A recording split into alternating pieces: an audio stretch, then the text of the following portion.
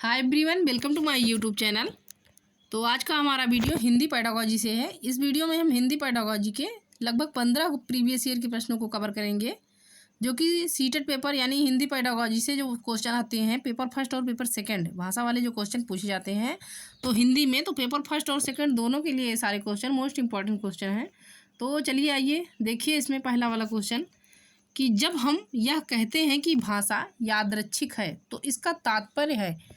तो देखिए इसका तात्पर्य क्या होगा कि जब हम कहते हैं कि भाषा जो है तो वो यादृच्छिक है, तो इसका तात्पर्य पूछा गया है कि इसका तात्पर्य क्या होगा।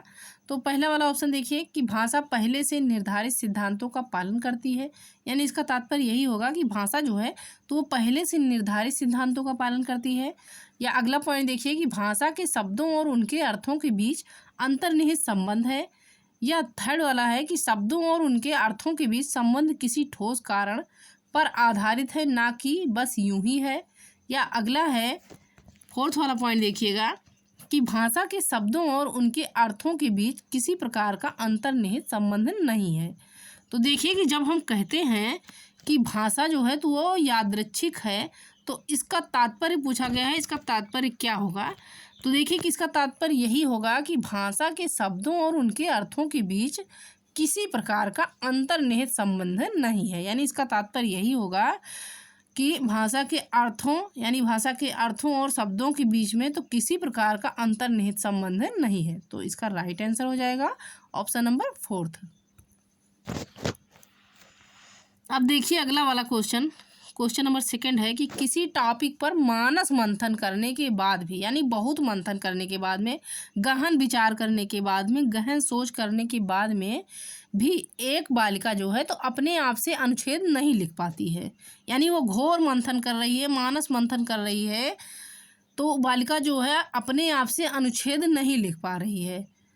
अब हालांकि वह वयस्क या सहपाठी के मार्गदर्शन में लिख लेती है, यानी वो जो है तो वयस्क यानी बड़े लोगों से और अपने सहपाठियों के, अपने साथ में पढ़ने वाले सहपाठियों के मार्गदर्शन में तो वो जो है लिख लेती है, उस टॉपिक को, उस अनुच्छेद को लिख लेती है।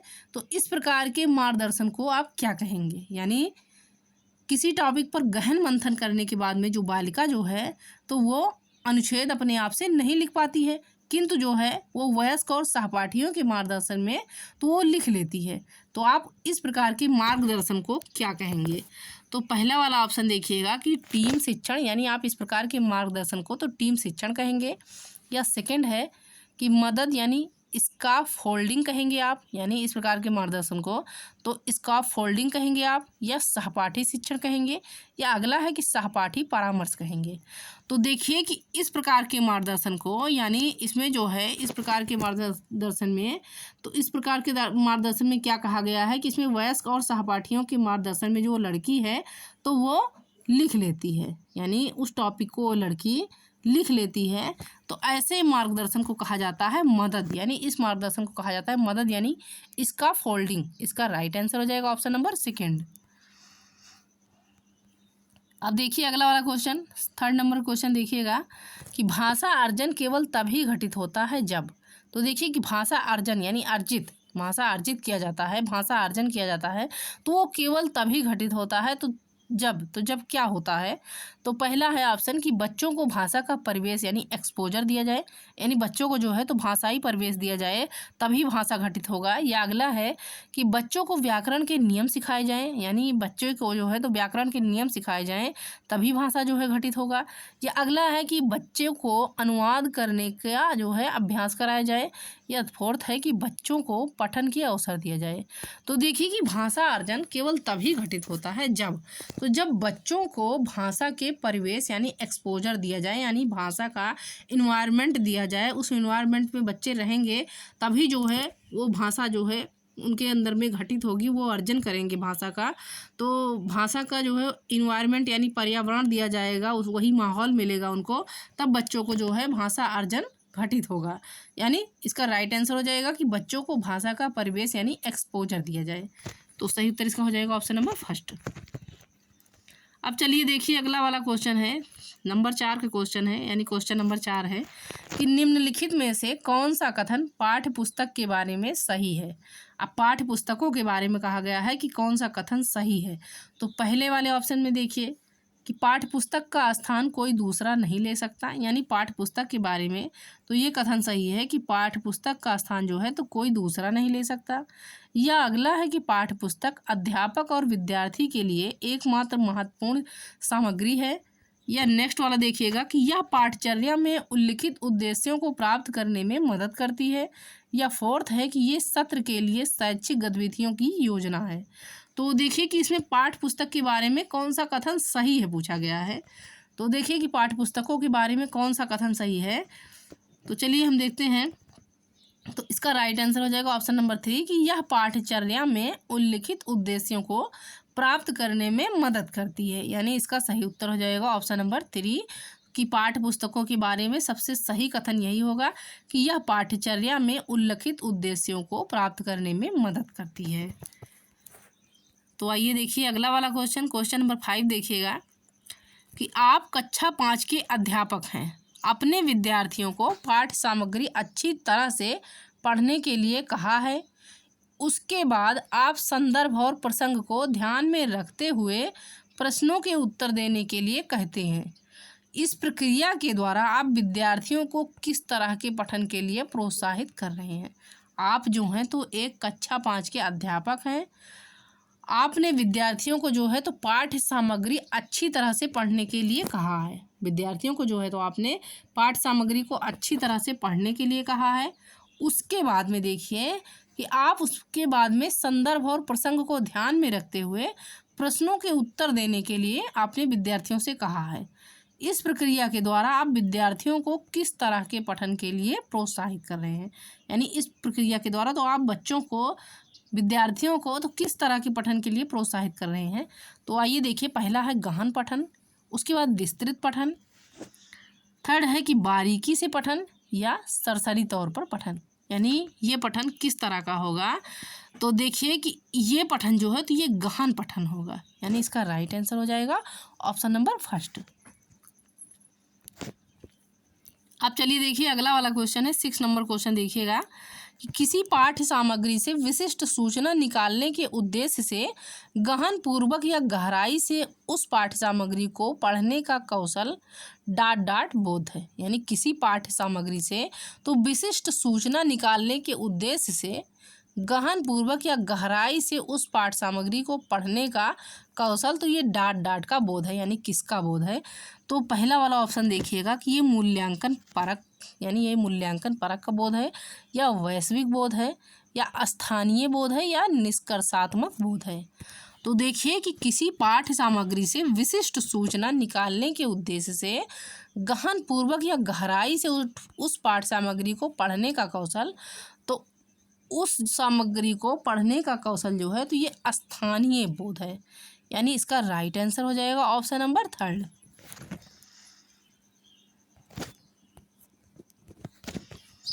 अब देखिए अगला वाला क्वेश्चन नंबर 7 देखिएगा कि व्याकरण पढ़ाने का निगमनात्मक उपागम अनुशंसा करता है कि हमें सबसे पहले देखिएगा क्या करना चाहिए कि व्याकरण पढ़ाने का जो निगमनात्मक उपागम अनुशंसा तो करता है कि हमें सबसे पहले क्या करना चाहिए। तो पहला है कि ड्रिल के माध्यम से अभ्यास करवाना चाहिए, या उदाहरण प्रस्तुत करने चाहिए, या नियम प्रस्तुत करने चाहिए, या वास्तविक संप्रेषण प्रस्तुत करना चाहिए। तो देखिए कि व्याकरण पढ़ाने का निगमनात्मक उपागम अनुशंसा तो ये हमें जो है करता है कि सबसे पहले हम जो है तो नियम प्रस्तुत करें, यानी हमें नियमों को प्रस्तुत करना चाहिए। तो इसका राइट आंसर हो जाएगा ऑप्शन नंबर 3। अब अगला वाला क्वेश्चन देखिएगा, क्वेश्चन नंबर 8 है कि ... तथ्यों से कहीं आगे जाकर अनुमान लगाने का तरीका है, यानी ... के तथ्यों से तो आगे जाकर अनुमान लगाने का तरीका क्या है। तो पहला है कि पाठ्य सामग्री का विस्तार यानी एक्स्ट्रापोलेशन है, या अगला है कि व्याख्या करना है, या थर्ड वाला देखिएगा कि विश्लेषण करना है, या फोर्थ है निष्कर्ष निकालना है। तो देखिए कि ... के तथ्यों से आगे जाकर अनुमान लगाने का तरीका तो ये कहलाता है पाठ्य सामग्री का विस्तार, यानी इसे कहा जाता है एक्स्ट्रापोलेशन, यानी इसका राइट आंसर हो जाएगा ऑप्शन नंबर 1। अब आइए देखिए अगला वाला क्वेश्चन नंबर 9 देखिएगा कि किसी यानी कक्षा में मातृभाषा को स्थान न देना तो किस विधि की विशेषता है, यानी वो कौन सी विधि होगी कि जिस कक्षा में मातृभाषा को स्थान नहीं दिया जाएगा। तो देखिए कि कक्षा में मातृभाषा को स्थान न देना तो ये जो है कौन सी विशेषता है, यानी किस विधि की विशेषता है। तो पहला है प्रत्यक्ष यानी डायरेक्ट, या प्राकृतिक, या द्विभाषिक, या श्रव्यभाषिक। तो देखिए कि कक्षा में मातृभाषा को स्थान न देना तो ये विशेषता कहलाती है, इस विधि की विशेषता कहलाती है प्रत्यक्ष यानी ये डायरेक्ट विधि की विशेषता है। तो इसका राइट आंसर हो जाएगा ऑप्शन नंबर फर्स्ट। अब चलिए अगला वाला क्वेश्चन देखिएगा कि एक अध्यापक होने के नाते आप एक बच्चे की उसके कुल भाषा प्रयोग के लिए प्रशंसा करते हैं, यद्यपि उसने कुछ शब्दों की वर्तनी गलत लिखी है। आप कक्षा में किस उपागम का प्रयोग कर रहे हैं। तो देखिए कि आप एक अध्यापक होने के नाते आप एक बच्चे की उसके कुल भाषा प्रयोग के लिए प्रशंसा करते हैं, यद्यपि उसने कुछ शब्दों की वर्तनी जो है तो उन्होंने गलत लिखा है, यानी बच्चे ने जो है तो कुछ शब्दों की वर्तनी जो है गलत लिखा है। तो आप कक्षा में किस उपागम का प्रयोग कर रहे हैं। तो पहला है कि संरचनात्मक उपागम, यानी आप कक्षा में संरचनात्मक उपागम का प्रयोग कर रहे हैं, या समग्र भाषा का, या संप्रेषणात्मक उपागम का, या अगला है कि रचनावादी उपागम का। तो देखिए इसका सही उत्तर हो जाएगा कि आप कक्षा में जो है तो समग्र भाषा का यानी समग्र भाषा उपागम का प्रयोग कर रहे हैं। तो राइट आंसर इसका हो जाएगा ऑप्शन नंबर सेकंड। अब देखिए अगला वाला क्वेश्चन 11 नंबर क्वेश्चन देखिएगा कि एक भाषा अध्यापक को चाहिए कि वह विद्यार्थियों को स्वच्छंद लिखने के लिए प्रोत्साहित करे, क्योंकि स्वच्छंद लेखन का शिक्षार्थियों के लिए लाभ है। तो देखिए स्वच्छंद लेखन का शिक्षार्थियों के लिए क्या लाभ होगा। तो पहला वाला ऑप्शन देखिएगा कि शिक्षार्थी अपनी प्रथम भाषा के लिखित स्वरूप के गुणधर्म समावेशित कर सकते हैं, या अगला है कि यह शिक्षार्थियों को प्रवाह के साथ और रचनात्मक तरीके से लिखने के लिए प्रोत्साहित करता है, या नेक्स्ट है कि शिक्षार्थी लिखने या ना लिखने के लिए स्वतंत्र हैं, या फोर्थ वाला है कि शिक्षार्थी से महसूस नहीं करते हैं कि उन्हें कुछ अधिक या एकदम सटीक लिखना है। तो देखिए कि आप एक भाषा अध्यापक हैं, यानी एक भाषा अध्यापक को चाहिए कि वह शिक्षार्थियों को स्वच्छंद लेखन के लिए प्रोत्साहित करें। स्वच्छंद लेखन के लिए तो भाषा अध्यापक को चाहिए कि वह बच्चों को प्रोत्साहित करें, क्योंकि स्वच्छंद लेखन का शिक्षार्थियों के लिए लाभ है। तो देखिए कि स्वच्छंद लेखन का शिक्षार्थियों के लिए क्या लाभ होगा। तो इसका लाभ यही होगा कि यह शिक्षार्थियों को प्रवाह के साथ और रचनात्मक तरीके से लिखने के लिए प्रोत्साहित करता है, यानी इसका राइट आंसर हो जाएगा ऑप्शन नंबर सेकंड। अब देखिए अगला वाला क्वेश्चन है क्वेश्चन नंबर 12 देखिएगा कि यह अधिगम का एक प्रकार है जिसमें बच्चे को उच्च स्तरीय मानसिक प्रक्रियाओं जैसे बुद्धि या तर्क करना आदि का प्रयोग करना होता है। तो देखिए ये कौन सा जो है अधिगम है। तो पहला है संरचना अधिगम, सेकंड है मौखिक अधिगम, थर्ड वाला देखिए अवधारणा अधिगम या गत्यात्मक कौशल अधिगम। तो देखिए इसका राइट आंसर हो जाएगा कि अवधारणा अधिगम, यानी अवधारणा अधिगम जिसमें बच्चों को उच्च स्तरीय मानसिक क्रियाओं जैसे बुद्धि या तर्क करना आदि का प्रयोग करना होता है। यानी अवधारणा अधिगम में जो है तो बच्चों को बुद्धि या तर्क करना आदि का प्रयोग करना होता है। तो इसका राइट आंसर हो जाएगा ऑप्शन नंबर थर्ड। अब चलिए देखिए अगला वाला क्वेश्चन है क्वेश्चन नंबर 13 देखिएगा कि निम्नलिखित में से कौन सा कक्षाई अभ्यास विद्यार्थियों में मौखिक भाषा के विकास में मदद करता है। यानी कौन सा जो है कक्षाई अभ्यास तो वो विद्यार्थियों में मौखिक भाषा के विकास में मदद करेगा। तो आइए देखिएगा, पहला है कि नए या अपचरित शब्दों के सही उच्चारण का अभ्यास करना, या अध्यापक के साथ पाठ सामग्री का समवेत पठन करना, या कविता को कंठस्थ कर लेने के बाद कविता का समवेत गायन करना, या रोल प्ले में भाग लेना। तो देखिए इसमें कहा गया है कि निम्नलिखित में से तो कौन सा कक्षाई अभ्यास विद्यार्थियों में मौखिक भाषा के विकास में मदद करेगा। यानी वो कौन सा कक्षाई अभ्यास होगा कि जो विद्यार्थियों में मौखिक भाषा विकास में मदद करेगा।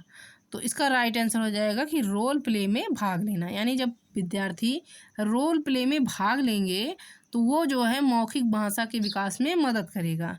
तो इसका राइट आंसर हो जाएगा ऑप्शन नंबर 4।